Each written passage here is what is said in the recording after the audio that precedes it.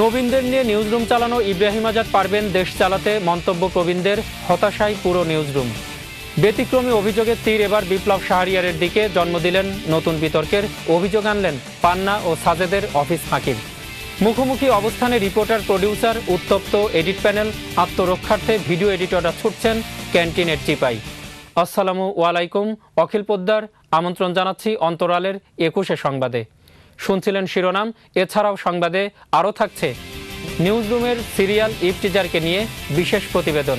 নামে বেনামে সহকর্মীদের মোবাইলে যিনি সারাক্ষণ করছেন জ্বালাতন, আতঙ্কে নারিকুল। ইব্রাহিম আজাদ, যার মাথায় আছে নিউজের ভূত, আর তাই তিনি প্রায়ই করেন চিৎকার চেঁচামেচি। দিনের আবহাওয়ার সাথে সাথে চলে তার মেজাজের পরিবর্তন। আজাদের বাহিনীতে আছে নবীন আর প্রবীণের মিশ্রণ। ঝাড়ির ভয়ে নবীনেরা কোনো কথা না বললেও প্রবীণেরা বললেন দেশ চালানোর মতো ক্ষমতা আছে তার। বিস্তারিত দেখুন রিপোর্টটিতে। প্রতিদিন খুব ঠান্ডা মেজাজ নিয়ে অফিসে আসেন আমাদের প্রধান বার্তা সম্পাদক ইব্রাহিম আজাদ ভাই। আমরা দূর থেকেই তা ঠাহর করতে পারি। রবীন্দ্রনাথের গান ভেসে আসছে তার পক্ষ থেকে। নিরেট নির্মোহ হাসি খুশি একটি মানুষ, অথচ এই লোকটিই পরিবর্তিত হয়ে যান সময়ের সাথে সাথে। রোদ বাড়ার সাথে সাথে বাড়তে থাকে উত্তাপ, বাড়ে ব্যস্ততা। শহর, রাজপথ, নাগরিক জীবনের মতোই ঠান্ডা নিউজরুমেও ক্রমশ আশ্রে পড়ে রোদের হলকা। সেই সঙ্গে বদলে যান আমাদের আজাদ ভাই। এমন পরিস্থিতিতে কি ভাবছে তার বাহিনী? আজাদ ভাই লোক দুর্দান্ত, এটা অনস্বীকার্য।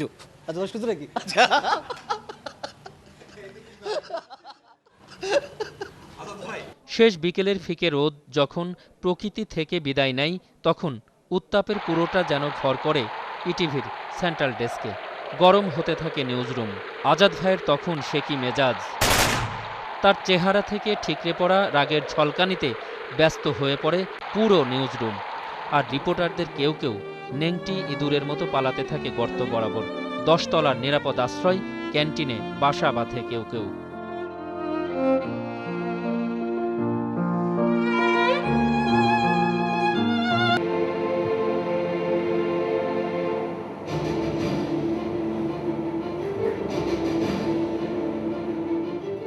অতপর অন-এয়ার 7টার বুলেটিন। আজাদ ভাই তার কক্ষে নিমগ্ন হয়ে রোষ কষায়িত লোচনে চেয়ে আছেন টিভি মনিটরে, যেন পণ্ডিত মশাই ব্যাকরণের খাতা দেখছেন। রিপোর্টারদের ভ্রান্তি ধরতে নিমগ্ন তিনি। কোনো তথ্য মিস হলে উত্তাপের ঝড়ে যুগ্ম বার্তা সম্পাদক আর সিনিয়র রিপোর্টাররাও হয়ে পড়েন বিব্রত, লজ্জিত। দর্শক, এতক্ষণ যে আজাদ ভাইয়ের কথা আপনারা জানলেন, এর উল্টো চিত্রও যে নেই তা কিন্তু নয়। ভালো একটি নিউজের জন্য প্রশংসা করতেও তিনি যথেষ্ট পারঙ্গম। তাকে দেখে রিপোর্টারদের তখন শুধুই মনে হয় এই একটি মানুষ যার একই অঙ্গে অনেক রূপ। সবাই খুবই পরিশ্রমী, আন্তরিক এবং তারা তাদের দায়িত্বের প্রতি সচেতন। 21-এর টেলিভিশনের উদ্দেশ্য এবং দূর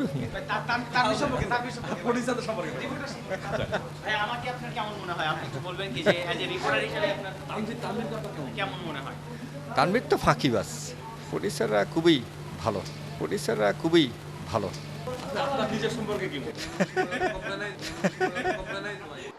রাত 9টার খবর প্রচার শেষ। গভীর হতে থাকে রাত্রি। সেই সঙ্গে কমতে থাকে উত্তাপ। প্রভাব পড়ে নিউজরুমেও। বার্তা সম্পাদকেরা ব্রিফিং দিচ্ছেন পরবর্তী বুলেটিনের। রিপোর্টারদের কাছে ডেকে পরিকল্পনা চলে পরবর্তী দিনের বিশেষ খবরের। এমনটিই প্রতিদিনের চিত্র খবরের মানুষগুলোর। এই নিয়েই আমাদের সংসার, এই আমাদের পরিবার। হাসি, কান্না, দুঃখ আর শতেক ব্যস্ততার এই মানুষগুলোকে মুহূর্তে মুহূর্তে হতে হয় পরিবর্তন। কারণ পরিবর্তনেই অঙ্গীকারাবদ্ধ গণমানুষের 21 টেলিভিশন। টাকা নিয়েও ঠিকমতো অফিস করেন না সাজেদ রোমেল আর মঞ্জুরুল আলম পান্না। অভিযোগকারী স্বয়ং ডিএনই বিপ্লব শাহরিয়ার। তবে নতুন বিতর্কের জন্ম দিয়েও পার পেলেন না বিপ্লব শাহরিয়ার, কারণ তার বিরুদ্ধেই রয়েছে ভিন্ন রকম অভিযোগ। এই রিপোর্টটিতেই জানা যাবে সেসবের আদ্যপান্ত। মঞ্জুরুল আলম পান্নাই শুধু নন, আমাদের সাজেদ রোমেলও রিপোর্ট প্রচারের সঙ্গে সঙ্গে এমন একটা ভাব দেখান যেন ইটিভির সমস্ত দর্শক এখনই হুমড়ি খেয়ে পড়বেন তাদের অটোগ্রাফ নেবার জন্য। ঘটনা যখন ক্লাইম্যাক্সে অবতীর্ণ, ঠিক তখনই বিস্ফোরণ ঘটালেন যুগ্ম বার্তা সম্পাদক বিপ্লব শাহরিয়ার। নাম প্রকাশে অনিচ্ছুক এমন অনেকেই বলেছেন ঘটনার তদন্ত হওয়া দরকার, কিন্তু সংশ্লিষ্ট কর্তৃপক্ষ এ ব্যাপারে নীরব। আর কর্তৃপক্ষই কেন বা নীরব তারও একটা সম্পূরক তদন্ত প্রয়োজন। অফিসের কম্পিউটারে বসে গেম খেলা, সন্ধ্যার পরে সানগ্লাস চোখে অফিস করা, টেবিলে মাথা রেখে ঘুমানো, ইত্যকার অভিযোগ যার মাথায়, তিনি আর কেউ নন, একজনই, বিপ্লব শাহরিয়ার। অবশ্যই আমি বলবো না তো কে বলবে।